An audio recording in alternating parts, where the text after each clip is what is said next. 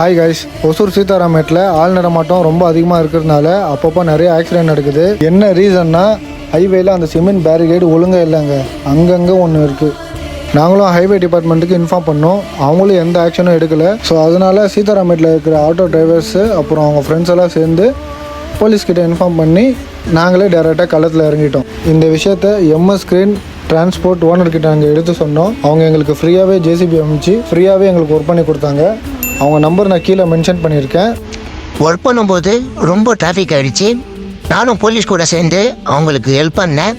நான் ஏன் இப்போ இதை சொல்கிறேன்னா, கவர்மெண்ட் 3000 கோடி கொடுத்து ஹைவே போடுறதுல தப்பு இல்லைங்க. ஜனங்களுக்கு பாதுகாப்பு தாங்க முக்கியம். எத்தனை தூரம் தரையோ, எத்தனை தூரம் தீரையோ, எத்தனை